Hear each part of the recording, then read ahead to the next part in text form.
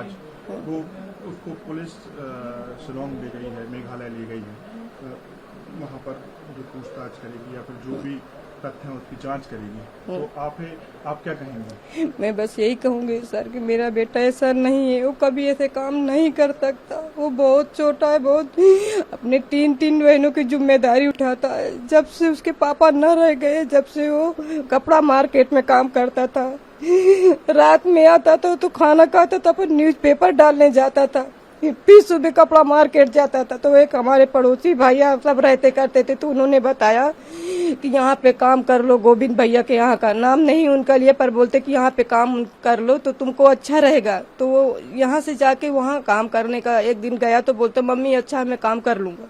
बस वहाँ काम करने लगा, 2 साल काम करते उसको हुए।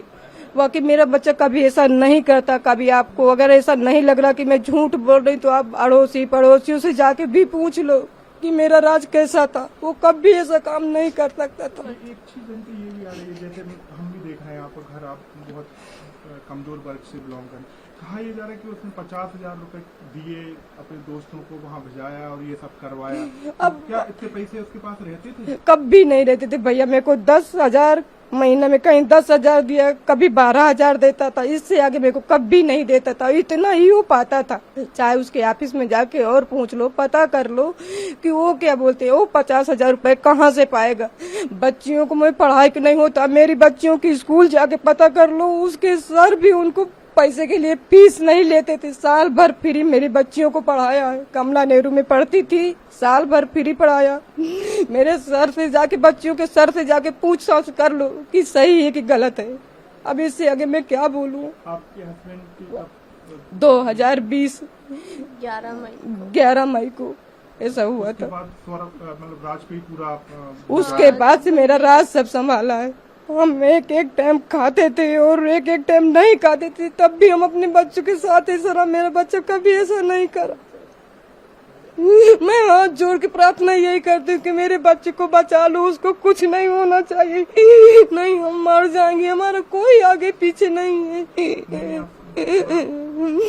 ध्यान रखिए, ऐसा कुछ नहीं। ये इंदौर में हम अकेले रहते हैं, हमारा कोई आगे पीछे नहीं, बस वही बच्चा है हमारा, वही सब कुछ करता था।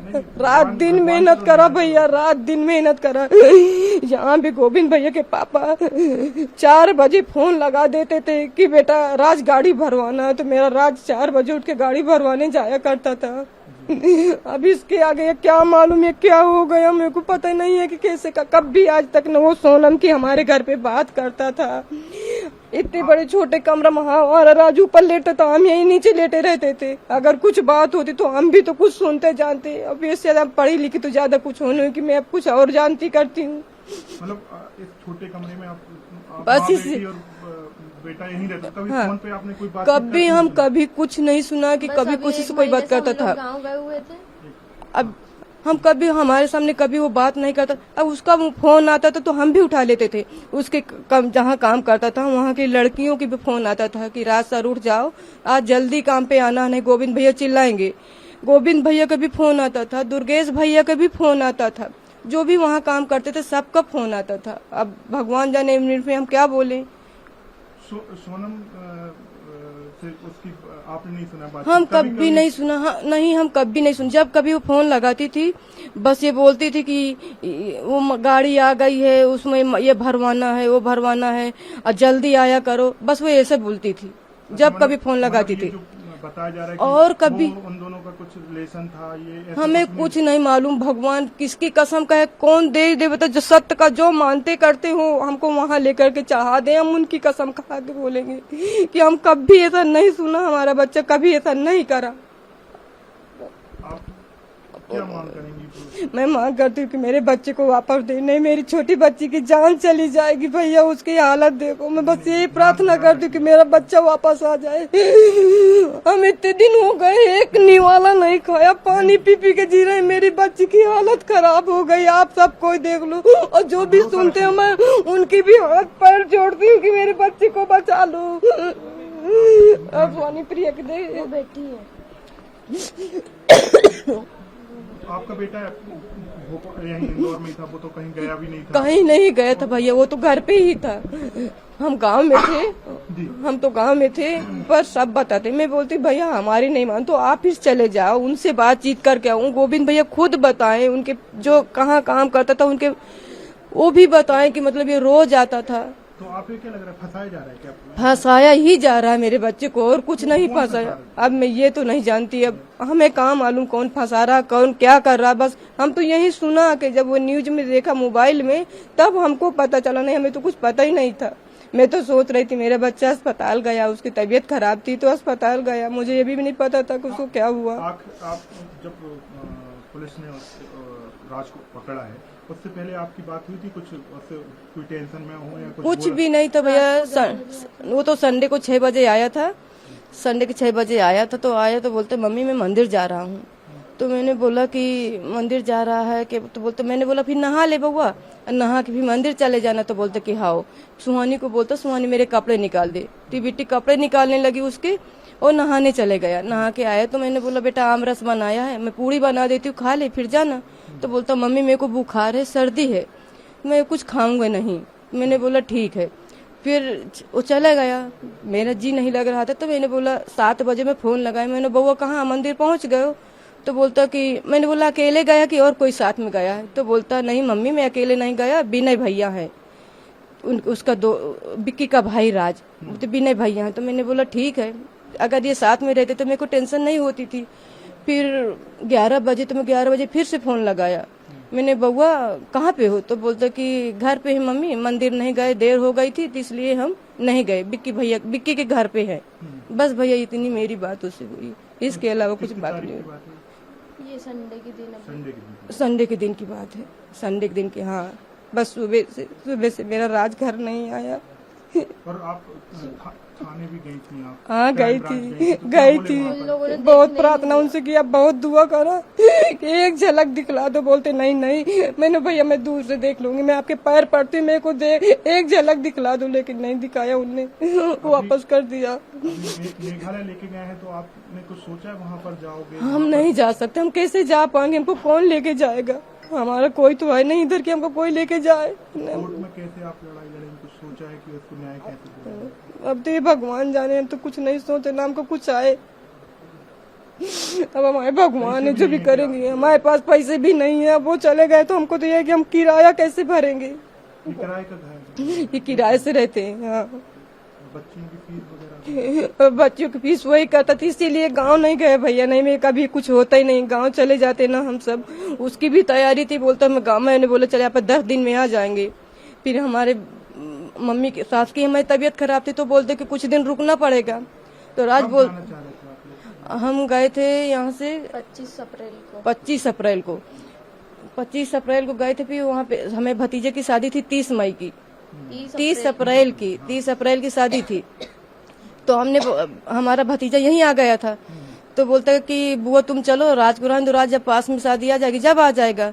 तो मैंने बोला राज चल। तो बोलता कि मम्मी अभी नहीं जाऊंगा, अगर मैं चले जाऊंगा तो महीना बेकार हो जाएगा, फिर किराया कहाँ से आएगा, फिर इनका एडमिशन भी करवाना पड़ेगा, इसलिए तुम चले जाओ और मामा से बोल देना। मामा को तो सब समझ है कि हमारे कोई नहीं करने धरने वाला, तो मैं नहीं जा रहा। तो मैंने बोला हाँ ठीक है।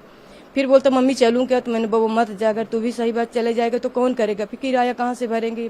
फिर सुहानी प्रिया के एडमिशन, इसका कॉलेज का तो देखेंगे जैसा भी होएगा, पर उसका 12 तो करवाना ही पड़ेगा। तो बोलता हाँ सही, इसलिए भैया वो नहीं गए, नहीं वो भी चले जाता तो कहे काज ऐसा होता।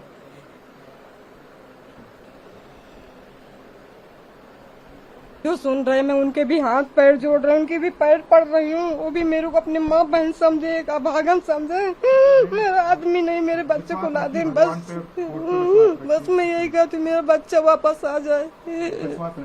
ना उनका बने तो हमारी सबकी जान ले ले, उसको भी मार डाले और हमको भी मार डाले। बस मैं जो ऊपर बैठे, मैं उनसे यही प्रार्थना करती हूँ, ये जिंदगी नहीं जी पाएंगे। सुहानी आपके जो भाई हैं उनको पुलिस जो है मेघालय लेकर गई है, वहाँ से लांग में पूछताछ करेगी, तो अब आप लोग क्या सोच रहे हैं, क्या मांग कर रहे हैं, कि क्या चाह रहे हैं? क्या हमारे भाई को न्याय मिले, उसने ऐसा कुछ नहीं किया तो उसको न्याय मिले और उसको छोड़ दे। इतनी दूर लेके गए, हमने उसको देखा भी नहीं है संडे के दिन से। देखने के लिए गए थे तो उन लोगों ने मिलने भी नहीं दिया, देखने भी नहीं दिया। कहाँ गए थे आप? क्राइम ब्रांच गए थे, हम और मम्मी गए थे। तो बोला कि दूर से दिखा दो हम लोगों को, तो उन लोगों ने बोला कि दिखा भी नहीं सकते आप लोगों को, नहीं दिखाएंगे, आप लोग जाओ। नहीं देखने नहीं। अभी आप कहाँ तक पढ़नी है आपकी? 12th हो गया है। तो अब आप भाई के लिए क्या वहाँ जाओ कोर्ट में? ये सब कुछ समझ में नहीं आ रहा, जब कभी किया ही नहीं है, कुछ पता नहीं है इसके बारे में। भाई साहब की आखिरी बात क्या हुई? संडे के दिन भैया आए थे तो बस ये बोला कि सुहानी मेरे कपड़े निकाल दे, मेरे को मंदिर जाना है, बस। उसके बाद भैया चले गए। फोन लगाया होगा जब तो उसकी उनका फोन स्विच ऑफ आ रहा था, सब लोगों को लगाया, सबका फोन स्विच ऑफ आ रहा था। फिर उसके बाद मम्मी को फोन किया, उन्होंने बताया विशाल भाई की मम्मी को फोन किया। मैंने उनसे बोला पड़ोसियों से पूछो कि घर में वो लोग हैं कि नहीं है, उनका फोन बंद आ रहा है। तो उन्होंने बताया कि घर में ताला लगा हुआ है, कोई भी नहीं है घर में। उसके बाद फिर मैं लगातार वो जो ऑफिस के भैया उनको फोन लगा रही थी कि भैया मेरे भैया नहीं मिल रहे हैं। वो बोल रहे थे मिल जाएगा, उसने कुछ नहीं किया। बाद में 3-4 बजे पता चला कि उसको पुलिस लेके गई।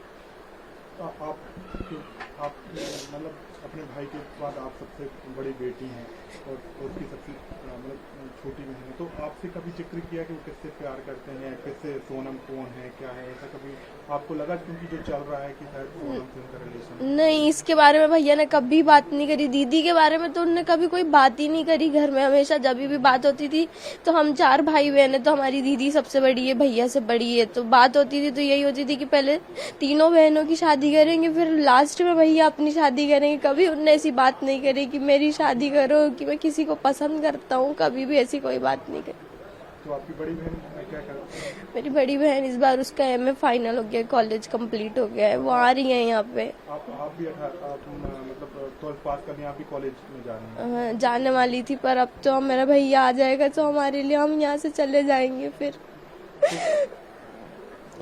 कॉलेज की पढ़ाई का खर्चा आप वही एक टेंशन होगी, जो कमाने वाला था वही सब कुछ करते थे? सब कुछ भैया ही करते थे 5 सालों से, जब से हमारे पापा नहीं है तब से सब कुछ भैया संभालते थे। अच्छा, पापा के जाने पर हाँ, भैया ने खुद की पढ़ाई नहीं भैया ने अपनी पढ़ाई बंद कर दी थी। बस वो 10th पास आउट हुए थे, उनका रिजल्ट भी नहीं आया था, तभी पापा के साथ ऐसा हो गया था। उसके बाद भैया ने कभी पढ़ाई नहीं करी, वो बस हमारे लिए ही करते थे। वो अपने बर्थडे पे कभी कपड़े नहीं खरीदते थे, बस अभी 2 बार उन्होंने अपने बर्थडे पे कपड़े लिए थे, वरना कभी वो अपने बर्थडे पे भी कुछ नहीं खरीदते थे। बस हमारे लिए ही करते थे 5 सालों से, इसलिए तो भरोसा नहीं हो रहा कि वो कभी ऐसा कर सकते। आप लोगों ने क्या सोचा? आप क्या करेंगे? मेघालय जाएंगे क्या आप वहाँ पर? हम मेघालय कैसे जाएंगे, इतनी दूर, हमको तो कुछ उसके बारे में पता भी नहीं है। अभी आप इसीलिए कल गए थे ताकि उसको एक बार तो देख पाए वहाँ ले जाने से पहले, लेकिन उन लोगों ने नहीं देखने दिया। जो और लोग हैं जैसे आकाश विक्की, इनको आप जानते हैं? हाँ, विशाल भैया भी हमारे भाई हैं, वो भी हमारे भाई। उनकी मम्मी भी वहाँ पे पागल हो रही है, तड़प रही है उनसे देखने के लिए, लेकिन सब लोग उनको गलत बोल रहे। क्या मांग करोगे बेटा आप? कि वो लोग बेकसूर हो तो उनको न्याय मिले, उन लोगों को छोड़ दिया जाए।